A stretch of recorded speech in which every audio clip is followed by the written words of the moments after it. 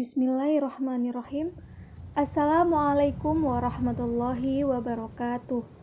Perkenalkan, nama saya Adinda Aryani, Prodi Teknik Pertanian, Fakultas Pertanian Universitas Syah Kuala. Pada kesempatan ini, saya akan menjelaskan tentang siklus mesin Carnot dan mesin pendingin. Sebelumnya, saya akan menjelaskan sedikit tentang termodinamika.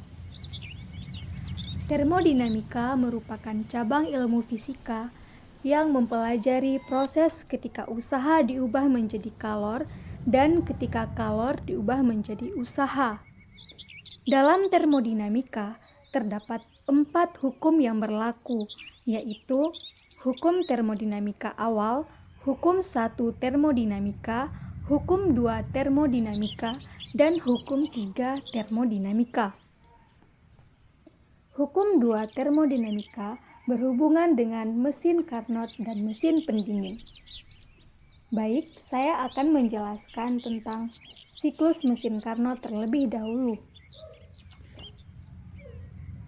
Siklus Carnot adalah siklus ideal termodinamika yang reversible. Pada siklus ini terdapat 2 proses, yaitu isotermal dan adiabatik. Siklus ini digambarkan sebagai berikut. Proses dari A ke B dan C ke D adalah isotermal, sedangkan B, C, dan DA adalah adiabatik. Dalam siklus Carnot ini terdapat 2 reservoir dengan suhu tinggi dan suhu rendah, ruangan gas, dan piston. Langkah-langkah pada prosesnya sebagai berikut. Pada langkah pertama, gas memiliki kontak dengan reservoir suhu tinggi. Hal ini menaikkan suhu gas dan gas memuai secara isotermal, sehingga piston terdorong ke atas.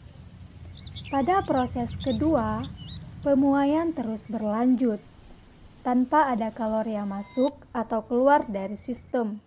Proses ini merupakan proses adiabatik. Setelah beberapa lama memuai, suhu gas akan mulai mendingin.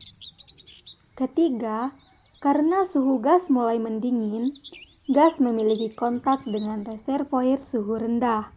Akhirnya volume gas ini menurun secara isotermal, sehingga piston bergerak ke bawah. Keempat, kompresi gas terus berlanjut, sehingga gas kembali ke keadaan semula. Proses ini terjadi secara adiabatik, karena tidak ada kalor yang masuk atau keluar dari sistem.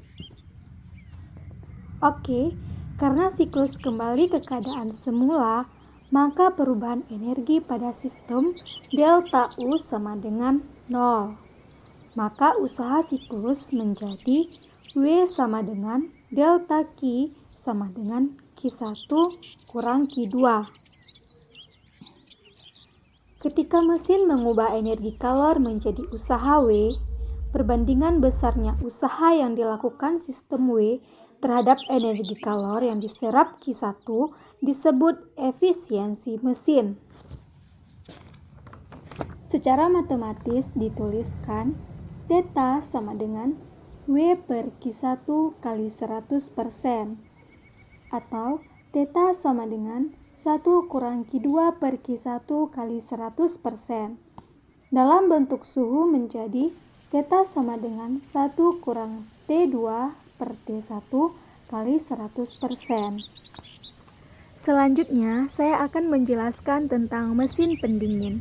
Nah, tentu sudah familiar dengan mesin pendingin di sekitar kita, contohnya kulkas atau AC. Bagaimana prinsip kerja mesin pendingin tersebut? Mesin pendingin adalah mesin yang membutuhkan usaha W untuk mengambil kalor sebesar Q2 dari reservoir suhu rendah T2 untuk dibuang menjadi Q1 ke reservoir suhu tinggi T1. Nah, jika kita ingat kembali bunyi hukum termodinamika kedua bahwa secara spontan kalor mengalir dari suhu tinggi ke suhu rendah. Tapi kalau kita lihat di sini, kok seperti kebalik dari suhu rendah ke suhu tinggi ya? Apakah tidak sesuai? Nah, tentu saja masih sesuai karena dalam bunyi hukum 2 termodinamika dikatakan secara spontan atau secara alamiah. Tetapi di sini prosesnya tidak alami atau spontan karena ada bantuan usaha atau W untuk menarik secara paksa Q2 ke mesin pendingin, kemudian dibuang ke Q1. Nah, contohnya saja seperti kulkas. Kita colokkan listrik, maka akan ada usaha untuk menggerakkan kulkas atau mesin pendingin, kemudian menyerap kalor Q2 dari lingkungan di dalam kulkas. Kemudian dibuang keluar sebesar Q1 ke reservoir suhu tinggi. Makanya kalau kita pegang di samping kiri kanan kulkas, itu akan panas karena itu adalah kalor yang dibuang dari dalam mesin pendingin tersebut. Seberapa baik mesin pendingin itu bekerja dapat diukur dari suatu variabel yang disebut sebagai CP atau koefisien performasi. CP bisa dirumuskan sebagai CP sama dengan Q2 per W. Ini adalah rumus dari mesin pendingin. Kita lihat bahwa mesin pendingin ini bekerja sebagai satu siklus, berarti delta U sama dengan 0, Q sama dengan W. Sekali lagi, Q adalah selisih dari Q1 kurang Q2 sama dengan W. Sehingga rumus CP ini kita bisa tuliskan sebagai CP sama dengan kalor yang diserap per kalor yang dibuang kurang kalor yang diserap. Atau Q2 per Q1 kurang Q2. Ini adalah rumus kedua mesin pendingin. Nah, bagaimana jika mesin pendinginnya ideal? Mesin pendingin ideal yaitu yang berlaku paling maksimum efisiensinya. Berarti akan berlaku perbandingan kalor Q2 per Q1 akan sama dengan perbandingan suhu T2 per T1. Ini hanya berlaku kalau mesinnya ideal ya.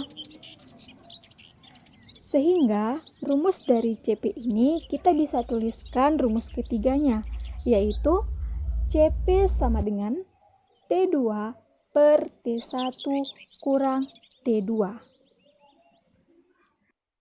Sekian yang dapat saya sampaikan. Terima kasih kepada asisten lab Kak Elvida dan Kak Erini. Semoga apa yang saya sampaikan bermanfaat bagi kita semua. Barakallahu fiikum. Wassalamualaikum warahmatullahi wabarakatuh.